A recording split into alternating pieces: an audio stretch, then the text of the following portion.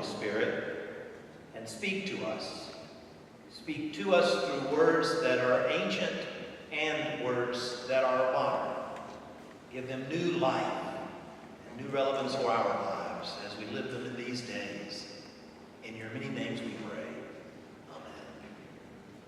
Well, back in the olden days, when people actually carried cash, there was a good chance that you might have had a picture of Alexander Hamilton in your wallet or purse.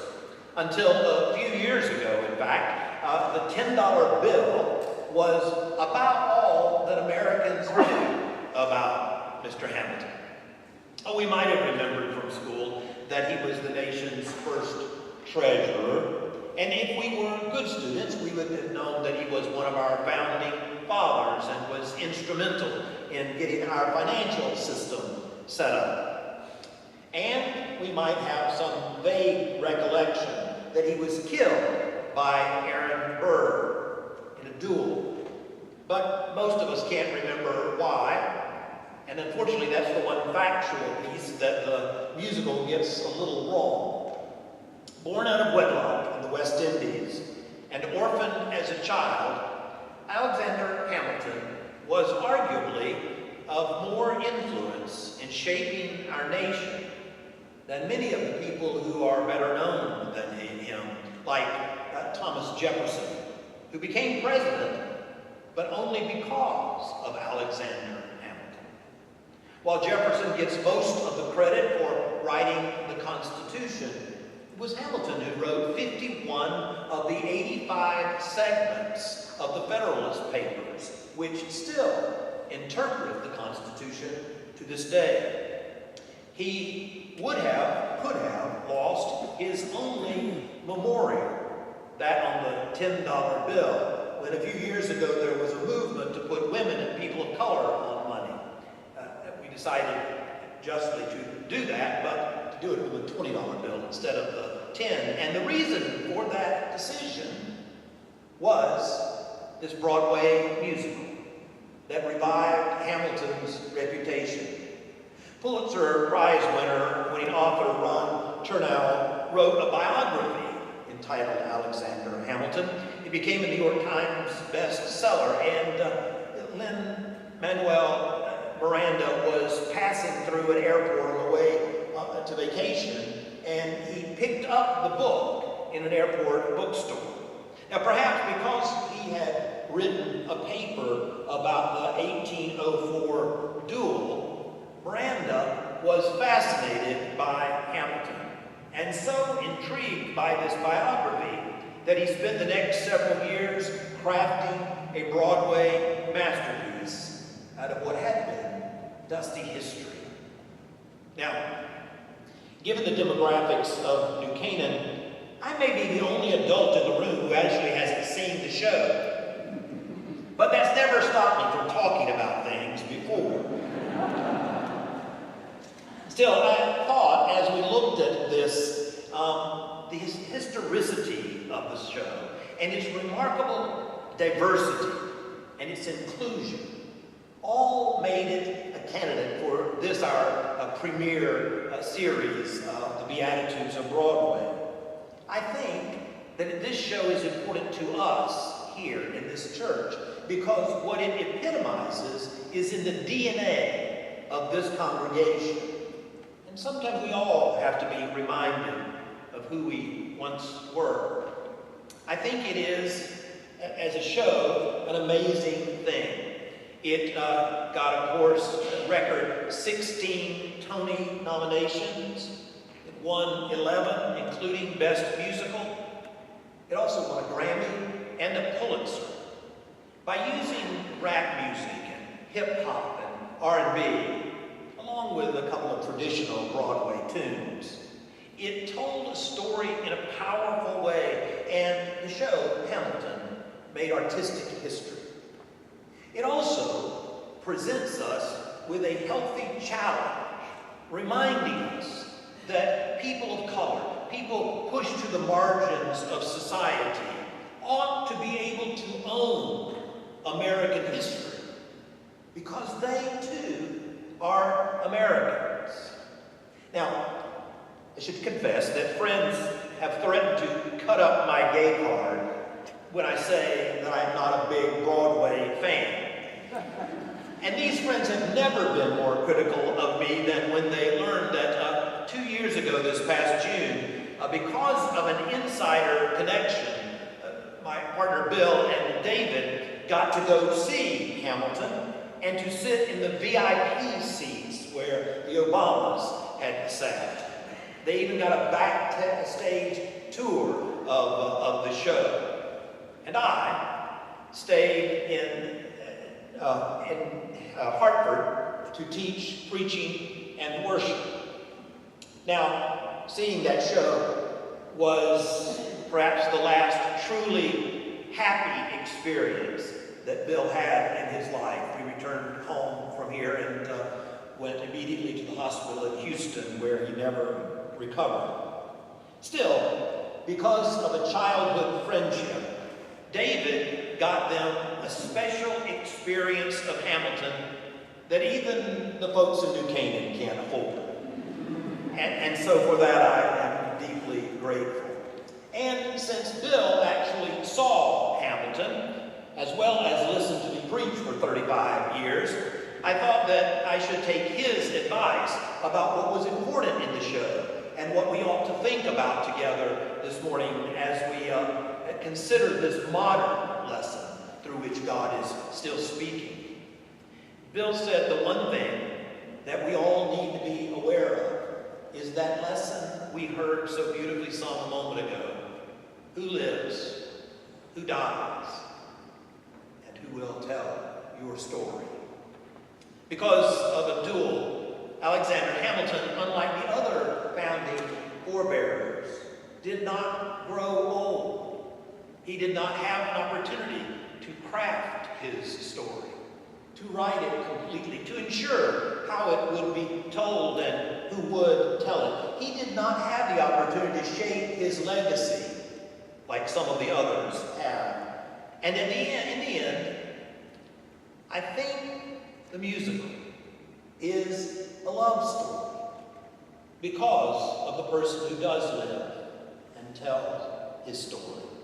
His wife, Eliza, they are estranged at one point because of an affair Hamilton had, and they are reconciled after the death in a duel of their son Philip, who in the musical, by the way, plays the harpsichord. We don't know if that's historically true, but it would have been the instrument they would have listened to in the evenings. Theirs is a love story, but it is a story of estrangement and grief, forgiveness and reconciliation. Those things made the story work on Broadway. And those are the things that make our lives work every day in relationships, and in family, and in community. The musical styles of this show may be new and unique, but the story is an old one. It is one we all share in some way. It is the story of a flawed but principled leader contrasted with a charming leader who has no real values other than personal advancement. Now, in the gospel lesson this morning, we see the story of a woman who's doing something extraordinary and extravagant. It is such an act of deep devotion out of her love for Jesus. Now, in other tellings of this story, the woman is referred to as a sinful woman. Jesus said there that it was because of her profound knowing of forgiveness that she had to express such deep and powerful love. It is always true that those who know they have been forgiven deeply are the ones most likely to forgive deeply and to express their devotion to God and to others. This good woman anoints Jesus' feet And soon she discovers the truth that no good deed goes unpunished, or at least uncriticized. Why is that? Why is it that we people who have been loved at a price beyond measure, seem so incapable of loving in that way, unconditionally, relentlessly, powerfully? Why is it that we act as if we have never known unconditional, relentless love?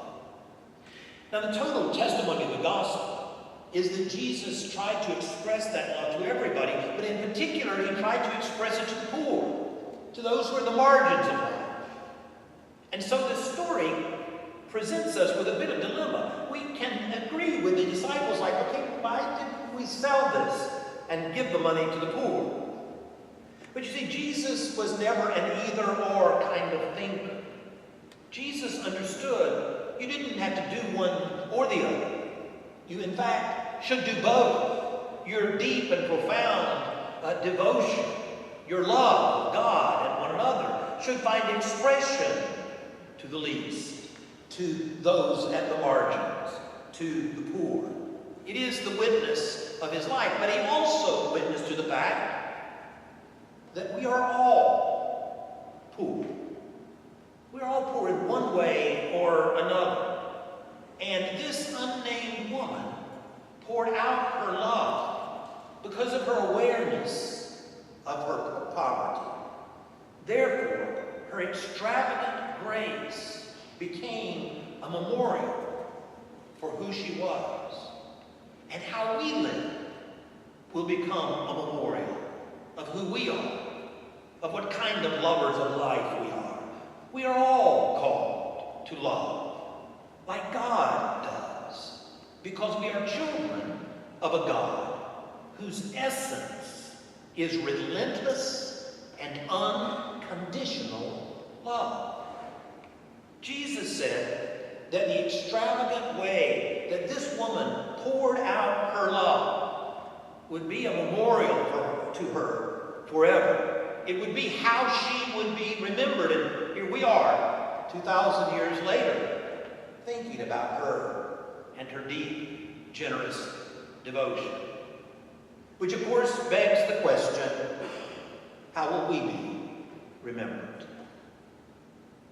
This is not one of those decisions or conversations in your mind that can be delayed.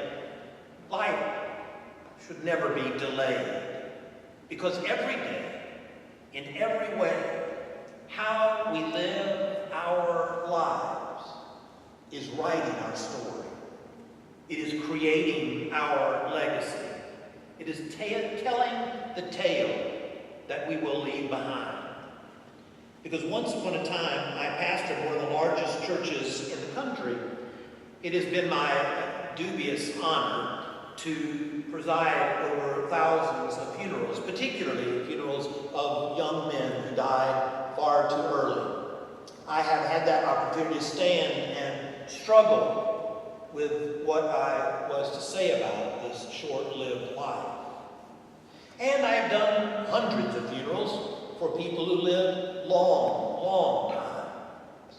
And I have stood and struggled with what to say about this long-lived life.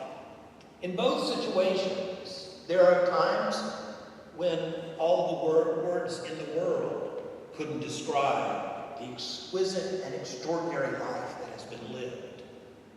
And there are times when we struggle to find words to make this life significant. You and I, we get to decide. Will our legacy be a name on a grave or a plaque?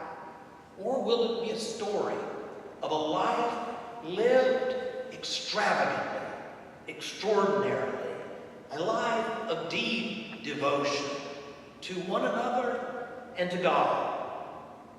Hamilton isn't an artificial story of a magical time with a perfect hero who had superpowers and was destined for victory or even tragedy.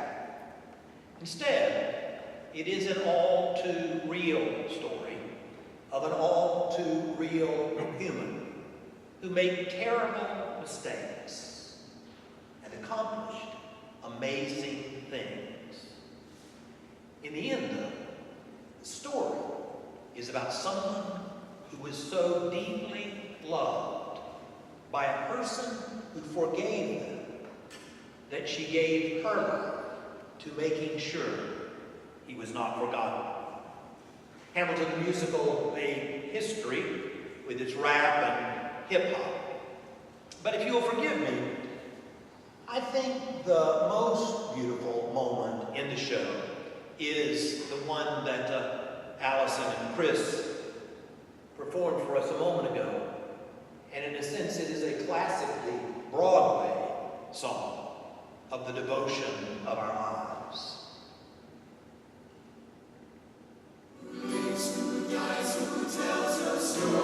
Every other founding father story gets told. Every other founding father gets to grow old. But when you're gone, who remembers your name? Who keeps your flame? Who tells your story? Tells your story. Tells your story. In the duel, Hamilton fires his pistol in the air and Burr shoots him dead. And he sings, "Who lives? Who dies? Who tells your story?" We don't get to decide all of that, but in the end, the only stories worth remembering or retelling on Broadway or in church are love stories. Stories of loving so passionately, so deeply, so relentlessly, so unconditionally, that the story has to be told again and again. It can never be forgotten or erased. You and I, when we live our lives, we write that story. How will yours